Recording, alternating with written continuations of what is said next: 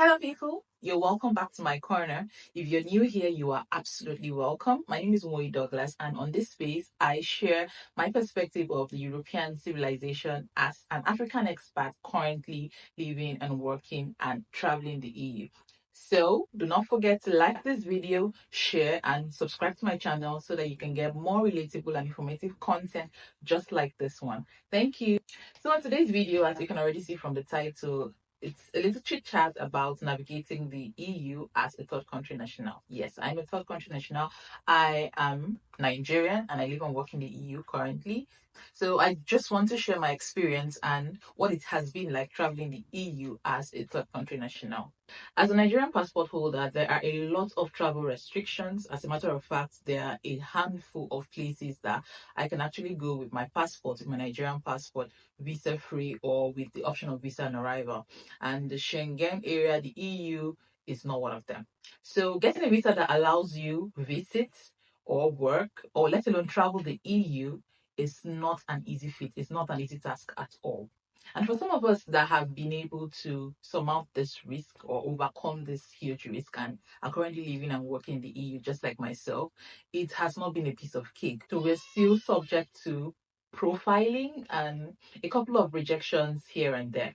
So, with my current status, I can freely travel the 27 countries in the Schengen area. But if I want to visit an EU country that is not in the Schengen travel area, I would need a visa. That same applies to non EU countries like the UK, for instance. I would also need a visa to visit the UK. So I've heard a lot about passport privilege and how people who are privileged to be born to some specific geographical locations have not had to deal with the struggles of being a third country national, just like myself. But I have seen that firsthand while living here in the Schengen area. So although I can travel the Schengen area, I'm still subject to some form of scrutiny. For instance, on one of our trips from Rome, just as we we're about to cross the boarding gate, an official singled us out and demanded to see our passports for no just reason. I think he wanted to confirm if we had an entry visa and confirm that we entered into the Schengen area legally. He wasn't even interested in seeing our residence cards when we, offered that to him to show that we're not illegals, but he insisted on seeing our passport and on seeing the visa page to confirm that we had a valid Schengen visa. And this was a couple of months after our entry into the EU. And in my opinion, it was absolutely unnecessary. I mean, if my residency gives me the ability to travel within the EU or within the Schengen region, why then am I being stopped just as I'm about to board my aircraft just to check if my passport had a valid visa? I mean, it is completely unnecessary. It will surprise you that people with great passports, passports without limitations, like the people with passport privilege, have zero idea the kind of limitations and all of the stuff we have to go through traveling and navigating even the EU alone. As a third country national, the travel restrictions are endless and the visa requirements sometimes do not even make a lot of sense. And meeting them does not guarantee access. So, as a matter of fact, there is no certainty that when you meet the laid out or the set visa requirements, you are going to be granted access into the country of your choice to visit, work, or whatever reason you need it for. These requirements can range from proof of funds to your proof of employment to ties to your home country or the country where you are legally resident in, and a whole lot of other requirements to show that you should be considered to be granted access into your country of choice or country of application. And I feel like if we flip the coin to people who have passports that do not have these um, limitations, it doesn't matter whether they have enough funds to even foot their travel bills. It doesn't matter if they have ties to their countries. They would just travel and they could have the time of their life. So, these restrictions take that option from us, and it has been a struggle for a lot of Nigerians and third country nationals who genuinely want to, explore the world and see more for themselves rather than being confined to the geographical location or the geographical area where we were born. So this has been like a huge setback for a whole lot of us. And the stress of getting This visa requirements and the whole procedure sometimes can be so stressful, so daunting that a lot of people don't even bother anymore. They just like, I mean, why do I have to go through all of this just to visit another part of the planet? I mean, it doesn't make sense.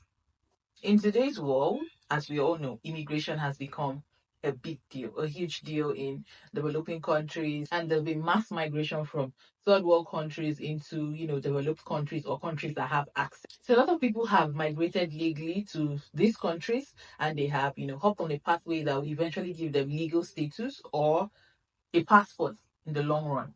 And most of the time, the major reason why a lot of people defy all these odds, and move to these countries and stay in these countries, even when it may not be so pleasant all of the time, is so they can finally have that access or freedom in form of a second passport. Such a passport will give you access to the rest of the world in terms of opportunities, job opportunities, education, especially for your kids, and a whole lot more that I cannot begin to uncover in this video. People stay back and bear it all so that their kids will not have to go through the limitations that they have had to, navigating the world as a third country national, just giving their kids a level playing field. Now, I know this might sound like a bitter rant, but the limitations of a third world passports are real. Take it from someone who has had a visa rejection for no justifiable reason. I mean, I'm a legal resident of the Schengen region, and I recently applied for a UK visa and I got refused. On what grounds? I got refused on grounds that the case officer who handled that file said he wasn't convinced that we will leave the UK if we were granted access. I mean, why would I settle for being an illegal immigrant in the United Kingdom of Great Britain? I mean, why would I trade my legal status in a European country to be an illegal resident in one? Doesn't make sense. And as part of our application, we put in the enormous visa requirements, obviously. Proof of funds, bank statements, employment contracts, and our visa was also supported. Our application was also supported by our family and friends who were in the UK or who are legal residents in the UK at the time, and they sent in their letter of invitation, including their address, including their British BRPs, which is their residence cards and stuff like that, just to support the fact that they have guests who will be coming over to spend the Christmas holiday, and we still got refused.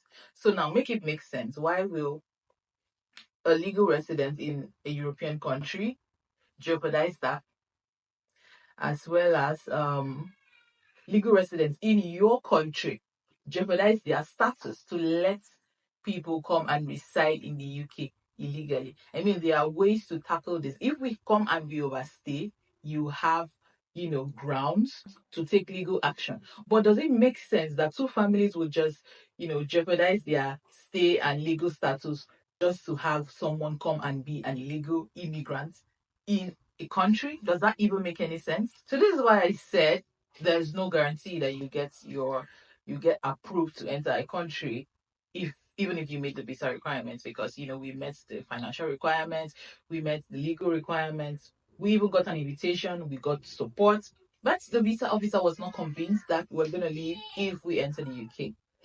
Ta-da. It is what it is. If you haven't subscribed to this channel, please hit the subscribe button, turn on the notification bell. And in my next couple of videos, I'll be showing you great summer locations in the EU. So please look out for that. And until I come your way again in my next video, you have an amazing day. Bye-bye.